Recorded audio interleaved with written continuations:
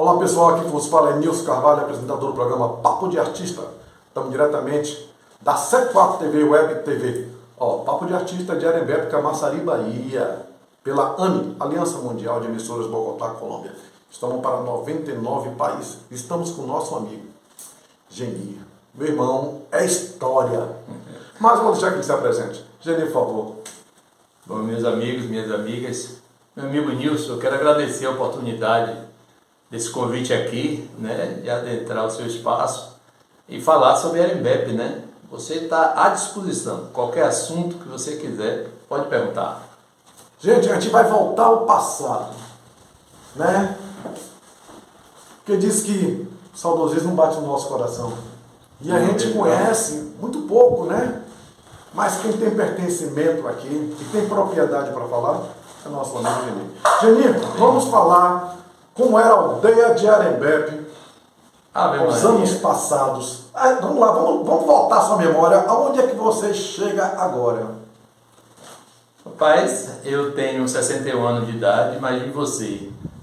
Nasci em 62, né? A antiga Tibraz chegou aqui em 69, então de 62 para 69, quantos anos eu tinha? 7 anos, né? Mas essa memória que beleza, traz tudo, rapaz. Era uma maravilha, era um contraste, né? Trazendo aquela história da novela Tieta do Agreste, que aconteceu para a nossa realidade de Arembepe, é quando os gringos vieram implantar a Tibraz aqui, nós estávamos vivendo ainda um pouco da ditadura militar no nosso país e o refúgio que os filhos inclusive dos militares, dos bacanas da época, que não concordavam com aquela forma de vida, né?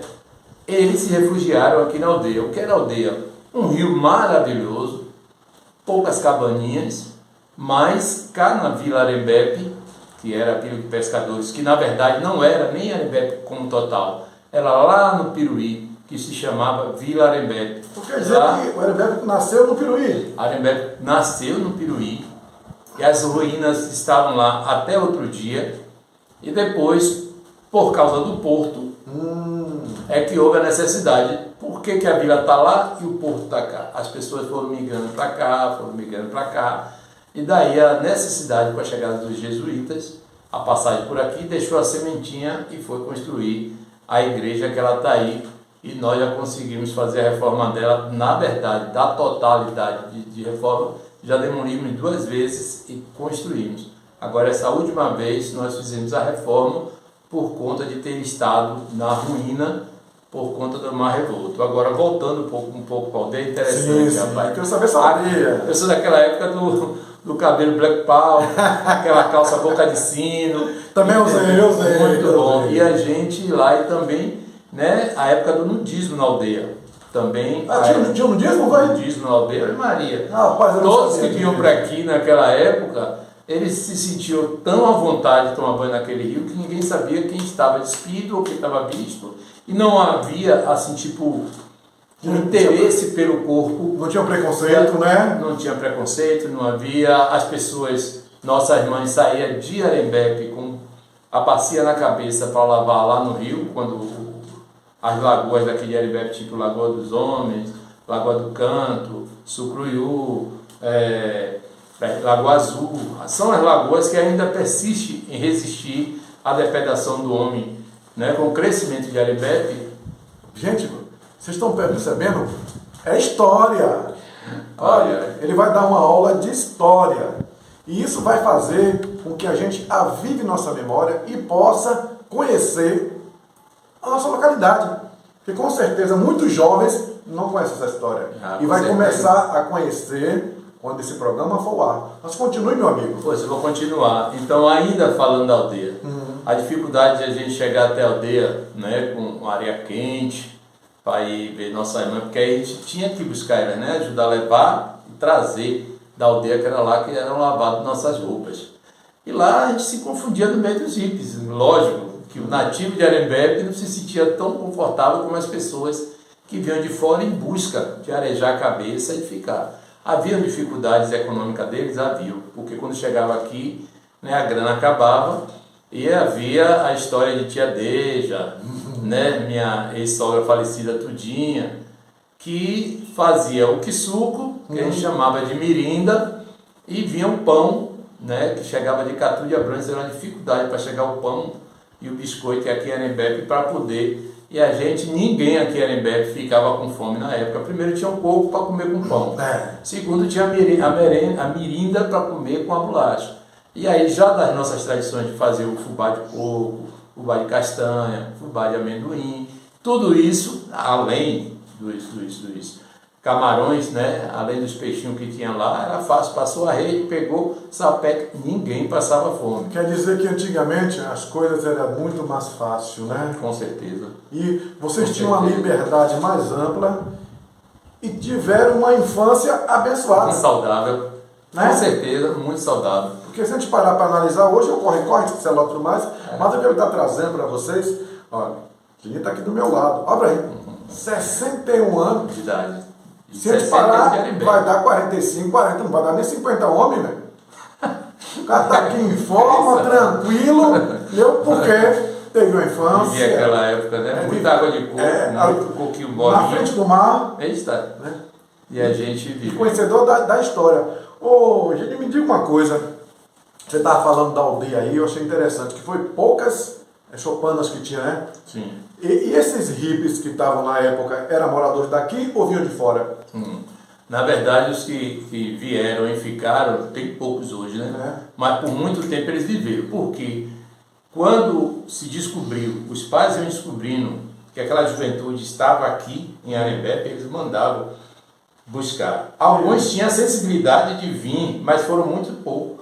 Ele mandava o caminhão do exército vir buscar. Era mesmo? Era caminhão do exército que vinha buscar. O caminhão conseguia chegar, romper aquela areia toda e fazia a fila daqueles jovens. Amarrava um no outro e botava uma escada assim. Tive várias vezes presenciei. Rapaz, subia assim, todo mundo naquele caminhão e ó, vazava. Isso é história, viu? Aí, como a gente já conhecia alguns, eles voltavam novamente. Entendeu? Só que aí também, né, de tanta insistência de vir e voltar, e a aldeia ficou conhecida mundialmente, aí encheu de gente, foram fazendo outras cabanas, e aí um já foi querendo que chegasse a energia, já querendo que chegasse a água e tal. E também nós tivemos aqui o Festival de Verão Arembepe na época, em 1984. Olha, rapaz. Festival de Verão de Arembepe foi realizado. Foi um boom no país, enquanto hoje tem todos esses festivais aqui no interior de inverno, tem Rock in Rio, né? Tudo aí existe hoje.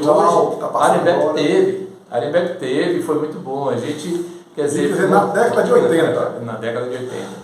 1983, 84. 82 a gente estava chorando cada Copa do Mundo, né? Pois é, eu com 20 anos não aceitava aquilo. Eu também não chorei muito, meu irmão. 20 anos não aceitava aquilo. Eu veio o Paulo Rossi sair da cadeia para fazer 3 gols em cima. Maria. Aquilo ali foi assim, marcante. Né? Eu vivenciei isso tudo, mas o pessoal, né, da época, eles são muito felizes com o que viveram também. Naquela época os coqueirinhos eram baixos. Né? Aqueles coqueiros que hoje são altos e outros já caíram, aquele era o alimento de quem chegou aqui. Isso era jogar farinha, comer jacuba, estavam muito bem, obrigado. Violência zero, confusão zero, discussão zero. Era paz e harmonia. Inclusive com nossas mães, com nossos ancestrais, que iam para lá lavar roupa, eles se aproximavam, conversavam, estavam com fome, dividiam tudo direitinho, tudo certo, tudo tranquilo. A época da aldeia hippie lá nos seus inícios. Tinha também, para falar a verdade, nós pegamos uma relação, inclusive, muitas nativas casaram e foram embora para São Paulo, Rio de Janeiro, Belo Horizonte, Minas Gerais. O povo que vinha conhecer. Porque eles vieram conhecer e aí, no final de semana, os caminhões estavam disponíveis para ir com a gente. A gente pegava os caminhões da empresa, caminhão da aldeia, aí cortando aquele mato, e aí tinha a curva lá, chamava a curva da morte, aí era uma gargalhada e a gente pegou algumas nativas de Arembepe, casaram e foram embora. Agora, e por lá estão até hoje. Me diga uma coisa, hoje nós estamos vendo a Arembepe está mudada, né? A globalização chegou. Mas 1970, porque você já estava com 8 anos, né? Então 7 anos estava naquela época, né? Era criança correndo. Como era o chão aqui? Escola em Arembepe? Tinha? Rapaz, a escola em Arembepe, ela não tinha. Na verdade, era a professora que hoje leva o nome Escola de Antônio Pereira de Souza. Sim. A escola era na casa dela, depois se fez a da prefeitura, que na verdade também não era escola, era uma casa que se transformou em uma casa de apenas uma sala de aula, que é ao lado ali, onde tem uma residência no Pombá, no centro, que já foi delegacia, já foi da Sucam, onde já distribuía o leite. O governo federal mandava o leite para o povo daqui e na delegacia? A prefeitura distribuía. Ali se tornou, depois a gente pegou já, agora na modernidade, vamos dizer, na atualidade, formou-se a Lipec, hoje está lá. Ali era a escola, uma sala de aula só para todo mundo. Depois foi feito a escola também no finalzinho dos anos 70, foi feita a escola Lídia Coelho Pinto com 4 salas de aula apenas, e com o tempo, já em 86, que se fez vários galpões no governo do prefeito, né, aí, uma pessoa da atualidade, fez esse galpão que ampliou. Aí perdeu a eleição, entrou outro governo. Por coincidência, eu tinha sido candidato a vereador, fui suplente e assumi o mandato por 4 meses, e a gente botou o projeto da Escola Lídia Coelho Pinto. Depois da Escola Lídia Coelho Pinto veio a Jutônia Pereira de Souza, que veio dar o nome da primeira professora nativa aqui de Arembepe, que ensinou, lecionou muita gente, era muito ligada à igreja também. E que aí a gente conseguiu, né, ter uma escola de grande porte, e hoje a gente tem tantas coisas na área de educação que vai muito bem, obrigado, mas teve também, nesse período, a juventude daqui, inclusive eu fui estudar em Salvador, Luiz Viana, teve pessoas que foi para o ICEA para fazer magistério, teve pessoas que foi para o Luiz Lomanto Júnior para tirar só o 2º grau, ou seja, teve também que foi para o Central. Muita gente de Arembepe iniciou a vida, inclusive professores da rede municipal, que já se aposentaram, já estão para se aposentar, precisaram sair daqui, porque não tinha. Mas aí foi o que aconteceu, tinha a escola maçônica, União e Justiça. Onde era? Era aqui na Caraúna. E aí essa escola deu suporte à juventude de Arembepe, né? Porém, antes de ter nascido essa escola que deu suporte à juventude de Arembepe, nós tivemos, inclusive eu também, eu estudei 4 anos em Vila de Abrantes, que a associação de moradores, junto com a igreja de Vila de Abrantes, Divino Espírito Santo aqui no nosso município, o padre João, ele conseguiu um convênio com a prefeitura e fez essa escola. Na época a gente pagava 25 centavos, pagava alguma coisa assim, nossos pais, e a Tibraz botava os ônibus para o povo dessa região toda aí. Inclusive gente de Monte Gozo, Jacuípe, eles vinham para aqui, para daqui pegar o ônibus para ir. Então teve toda essa história de dificuldade de a gente conseguir, né, ser o que somos hoje, ter uma formação. Foi muita luta para a gente chegar onde nós estamos, nessa questão de educação.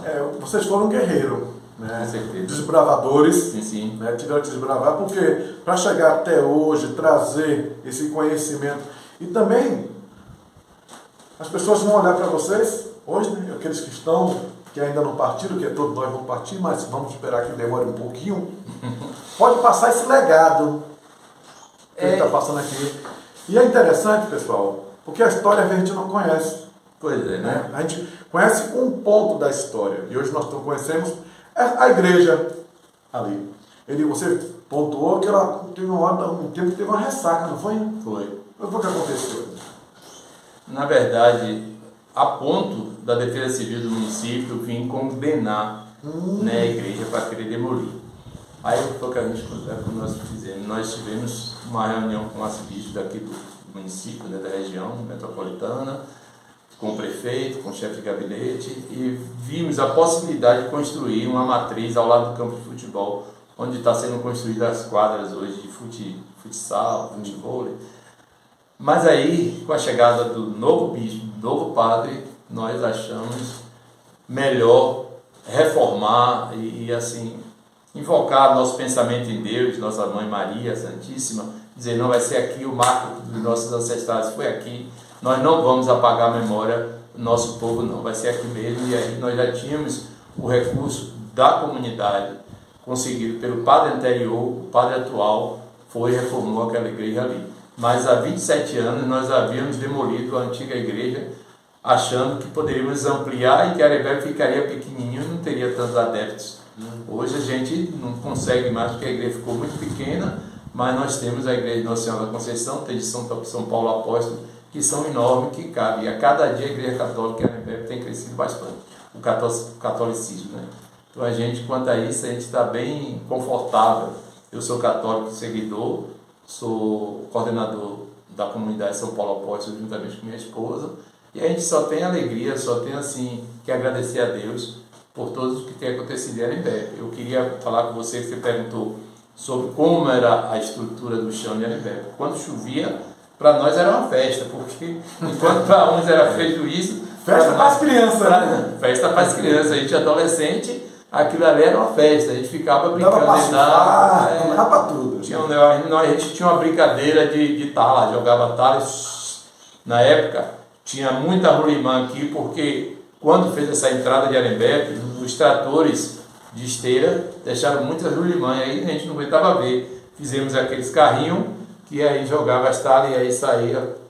Também fizemos carro de lata, muita coisa para sair rolimã, entendeu? Então foi um momento muito feliz. A Praça dos Coqueiros sempre cheia de coqueiro, amendoeira sempre cheia de amendoeira, mas quando chovia alagava, inclusive quando era a festa de Arembepe, né, que as barracas eram naquele larguinho, a gente chamava de Largo São Francisco, e até hoje muita gente insiste e gostaria que fosse o nome São Francisco. Ali dava a chuva, alagava todas as barracas, atolava os trios que vinha. Tinha um jacaré, o trio Jacaré, que sempre vinha para Arembepe, que era um sucesso, né? E aí a gente já sabia que ele ia atolar em algum momento. E ali sempre, entendeu? Uma maravilha na época da festa de Arembepe. Mas, meu amigo, quer dizer que quando chovia, o negócio era complicado, né? Muito. Porque só servia para você, né? As crianças para brincar. Mas para quem ia trabalhar, o negócio era meio estreito. Era muito difícil, porque assim, Arembepe hoje, quem conhece Arembepe hoje, e o último questionamento acerca desse loteamento lá de Arembepe, que foi forte a negatividade desse loteamento aí dentro da lagoa, é assim, quem conheceu Arembepe sabe que a coisa tocou fundo no coração dos nativos de quem veraneava aqui nos anos 60, 70, 80, né, naquela década, que hoje muitos desses, os filhos moram em Arembepe, muitos desses apareceram, mas também tem muitos desses que moram em condomínios aqui em Arembepe, já mantendo sua velhice e sua vontade de passar seu resto de dias em Arembepe. Era muito ruim, assim, mas para as crianças, porque essa pista toda aqui da entrada de Arembepe, à volta do Rubalo, não era essa pista, a gente entrava em Arembepe pela Cacimbão, e era uma extensão muito grande, né? Saía do fundo da Polícia Rodoviária Estadual, né? Aqui na Estrada do Coco, a gente vinha por ali, e ali a gente tinha Cacimbão também, era uma extensão muito grande, e quando chovia havia uma dificuldade de coletar água na Cacimba Grande, como era chamada. Hoje a gente chama de Cacimbão, né? Mas antigamente era a fonte do jesuíta que nos fornecia a água, que era o Cacimbão. Então, tinha outras fontes desse essa ali, que você tirava água? Tinha no fundo do campo tinha uma cacimbinha, a gente chamava de uma cacimbinha no fundo do campo, que a gente pegava água também para beber e para tomar banho às tardes, porque Arembepe não tinha água, e a água daqui foi muito tempo. Tinha energia? Não, a energia chegou em 57, 74, eu lembro que a gente, criança, em memória, a professora Célia e o governador Roberto Santos foi quem veio inaugurar os primeiros metros, vamos dizer assim, de energia ali na Praça da Amendoeira. Foi uma festa. Foi uma festa. Eu era pequeno, tinha todo mundo que usava a bandeirinha da Bahia e do Brasil, uma camisa de Anahuca, uma calça de tergal, que era a nossa farda da escola ali de Acoelho Pinto, quando era pequenininha. E ali foi uma festa quando chegou a energia, né? Porque antes de chegar a energia, quem tinha condição em Arembepe tinha um botijão em casa. Sim. E tinha aquela fiação fininha, e se colocava lá a luminária nas paredes dentro das suas casas, mas era muito difícil porque também era muito pouca casa que tinha de construção, só eram algumas pessoas que tinham aqui. O resto tudo era casa de palha mesmo, tinha que se ater, era na lamparina mesmo, não tinha jeito, era mesmo. Mas era maravilhoso, foi isso aí que atraiu mundialmente o povo que veio conhecer Arembepe, foi essa simplicidade da nossa vila, da nossa comunidade pesqueira, e que ela, né, conquista ainda um espaço muito grande a nível internacional. Ô, Geninho, me diga uma coisa, é uma vila pesqueira que até hoje, né, os pescadores sobrevivem. Mantém sua identidade. Vamos sair para o mar, buscar seus alimentos, né? Não tinha mercado, o negócio era complicado, se não tinha energia, não tinha água, a coisa era estreita, mas todos eram felizes. Com certeza. Vamos contar bastante. E como é que escoava esses peixes?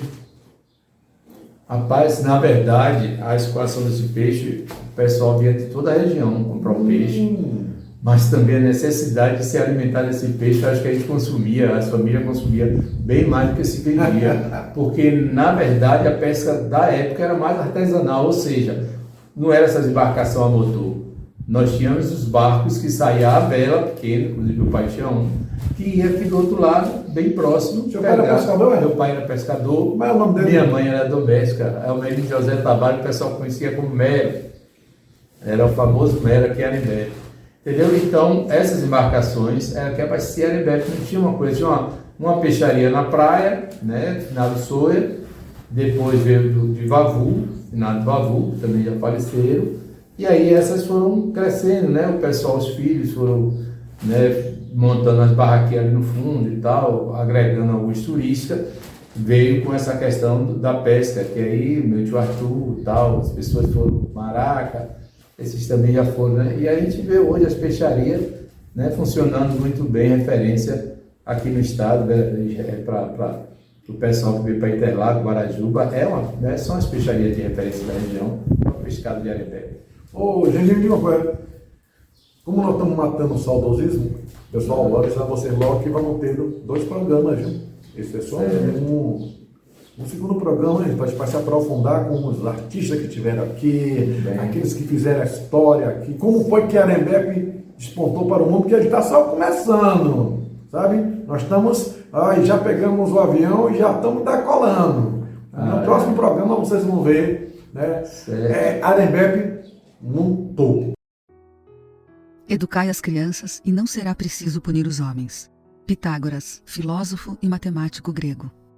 A educação tem raízes amargas, mas seus frutos são doces. Aristóteles, filósofo grego. É no problema da educação que assenta o grande segredo do aperfeiçoamento da humanidade. Immanuel Kant, filósofo alemão. Venha colocar sua logomarca no programa Papo de Artista e ajude a Associação Beneficente Artes para Todas as Idades, APTI. Pix 19.463.326/1000 ao contrário, dígito 83. Contato DDD 71 98682 7199.